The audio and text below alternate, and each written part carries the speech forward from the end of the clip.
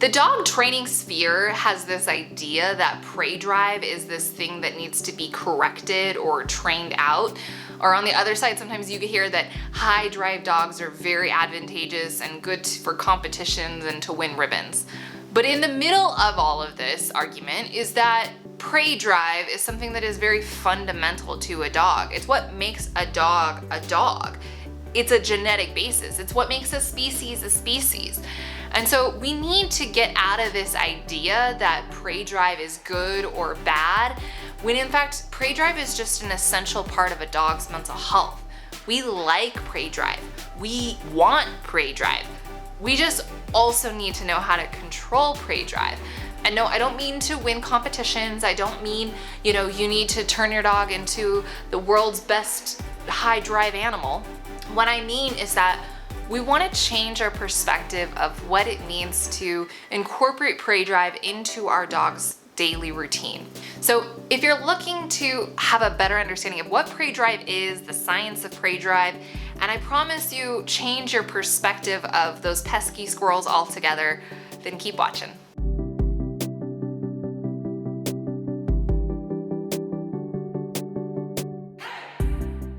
What's up guys, it's Jenna with Dog Liaison, where I coach you on how to enhance your dog's mental health.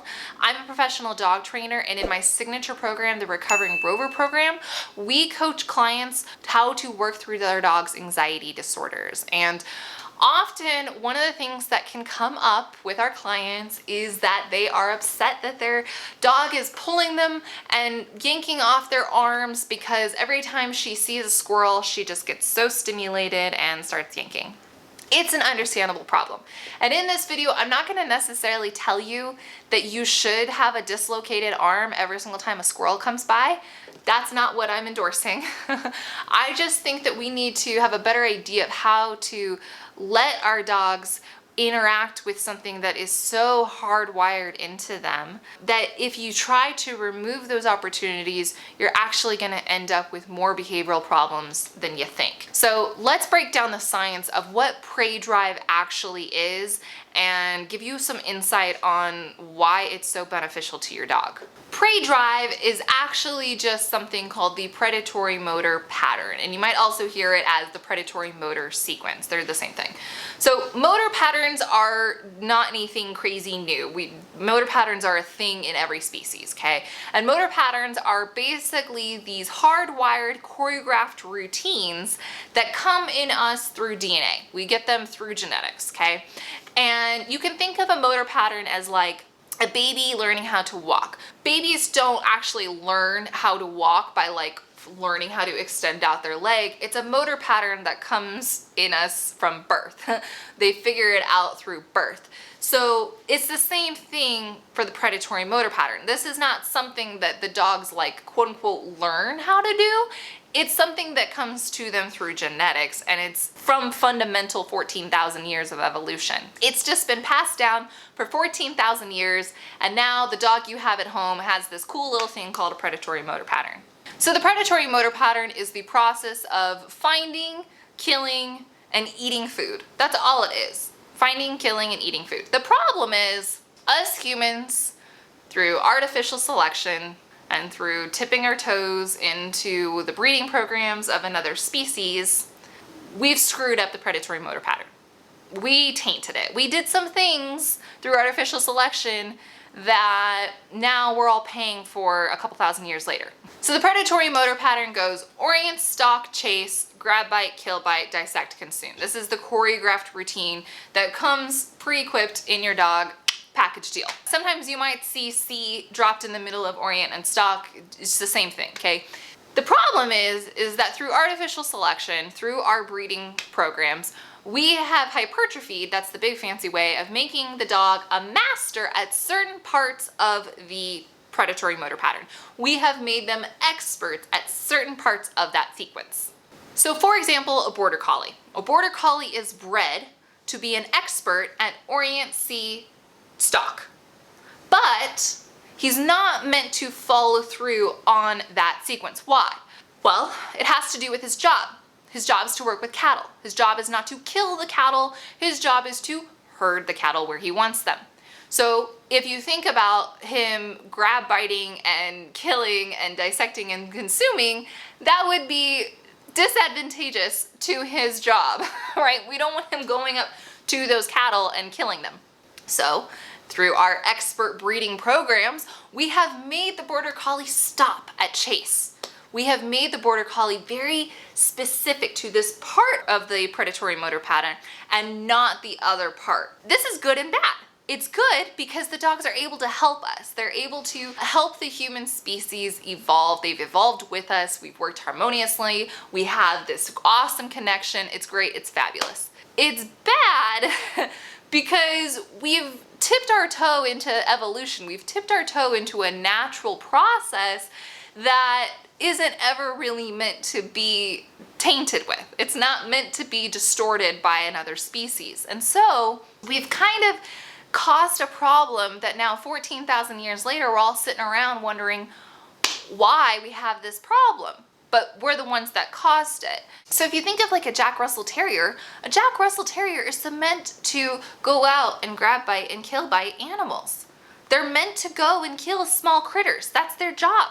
So then now you have a dog at home, your Jack Russell Terrier starts barking at your walls and is trying to get into the walls and kill all the critters in there, and you think your dog has lost his mind when in fact actually he's just doing his job that he was designed to do. And this is sort of the problem that we have. We're all sitting around complaining about something that we caused. There are absolutely dogs that have the full sequence, that full predatory motor pattern sequence intact. Specific breeds are going to be very good at certain parts of the pattern. And you might be one of the lucky ones that has a dog that isn't supposed to chase. But if you've got a Dalmatian like I do, Dalmatians have a full intact sequence. And my God, does my dog like chasing squirrels? And let me tell you, there are many a day that I think to myself, why do I have a Dalmatian? Why? Because boy, do I not like chasing squirrels. And yeah, Max has knocked me down before. I have fallen to my face because he saw a squirrel and went after it. And did it suck? Yeah. But did I blame my dog? Absolutely not. Absolutely not. And do I sit there and punish my dog for a behavior that my species put in him? Absolutely not. My dog was designed to run alongside horses and make sure that small critters didn't bother horses' hooves. That's what my dog was designed to do. So why would I be upset when he goes and chases small critters away? That's his job. He's doing what he was designed to do. I'm not going to punish that. That's not his fault. And that's how you want to rethink yourself. It can suck. It can suck when your dog knocked you down, but that doesn't mean it's your dog's fault. And that doesn't mean that he deserves to be punished and criticized and ridiculed for something your species did. If you have a problem with a dog that is going to have prey drive, I'm just gonna say it, you probably shouldn't have a dog. Like, that's how you wanna think of it. If you come to me and you say, I want a dog that has no prey drive, I'm gonna be like, get a fish. I'm not saying those dogs don't exist. I'm not saying that we can't breed for a dog that doesn't engage with his predatory motor pattern very frequently, if at all, that's possible. But the odds are not in your favor, my friend. And if you really want that, you probably shouldn't have a dog, because that's what makes a dog a dog. The predatory motor pattern is so core to your dog's identity that if you try to correct it or punish it or try to remove his quote unquote prey drive from his repertoire, the honest to God truth is that you are hindering that dog's mental health, and you are more likely to get behavioral problems as a result of it than you realize. It is a part of that dog's enrichment routine. It is a part of what makes that dog a dog. And if you try to remove it, you are eliminating something that is to his core what he is. And it's unfair to ask that of a dog. So here's what you want to be thinking, because at this stage you might be thinking, this lady is absolutely absurd. I can totally train my dog not to chase squirrels on walks. This lady doesn't have any idea what she's thinking. You might be thinking that, but hold on. What I propose to you is that instead of saying your dog can never train out a prey drive, what I want you to think instead is we want to contextualize his prey drive. We want to put his prey drive under parameters. We want to control it and say it demonstrates, it appears, it manifests under these contexts, which I'll talk about how to do that in a second. It manifests under these contexts, but not under these. It's demonstrated in this fashion, but not over here. And you might be thinking, well, if he does it over here, then he'll do it over there. No, that's not how it works. Dogs are contextual learners. Dogs contextualize things all the time. They understand this is true in this scenario, but not true in that scenario. They do that all the time. And so absolutely your dog can learn the difference. And here's what I want you to do. For Max, my dog, I let him engage with all of his squirrels and all of his bunnies and all of his whatevers under this context. He's on a 30 to 50 foot leash. He's in a dirt area, so he's in a specific location. It's not just a matter of we go to the park and he chases squirrels. He's in a very specific location. And I put it on cue. So I've said, go hunt. And go hunt is like, oh, it's happening. When I say that, he's just like, yeah, here we go. And that's how you want to think of it. When I take him out on other walks, it's not to say that he doesn't sometimes see a squirrel and get all excited, but it's much easier for me to compensate him and refocus him because he's contextualized it. He sees a squirrel in his predatory motor pattern, those genetics wake up and they're like, oh, it's happening. And then I say, hey, look at me. And he's like, oh yeah, that's right. Just kidding, sorry. So it's not to say that you'll never see it in other contexts, but it's much more controllable in those contexts. But the reason it's controllable in this context is because we're allowing it to have an outlet over here. And that's how you want to think of your dog. Give your dog opportunities to demonstrate that predatory motor pattern, to move through those sequences, to have that quote unquote prey drive in a context that is controlled and specific. And then you will have a much better success rate in other contexts because he's already had an outlet over here. To recap, the point of this video is not to say that your dog should be knocking you down every single time there's a squirrel around and you need to forgive him for it. That's not the point. The point is twofold. One, if your dog does knock you down, it's gonna suck, but that doesn't make it your dog's fault. That's number one.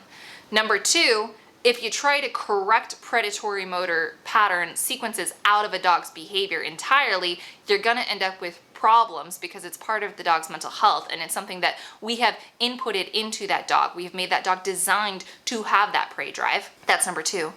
And number three, to show you that it's okay for you to contextualize. It's okay for you to say, I want you to engage with this sequence that I know is part of your enrichment, that I know is a part of your DNA. It's okay for you to engage with that part of you in this context, but not over here. And your dog will understand that. As long as you're consistent, as long as you're rigorous about it, your dog will understand it. Feel okay with your dog's prey drive. Have a different perception of what that prey drive is for your dog and how much it benefits them and how much happiness it brings to them. And also acknowledge the fact that your species caused the problem. Acknowledge the fact that your dog is not at fault for engaging with his predatory motor pattern. Your species is at fault.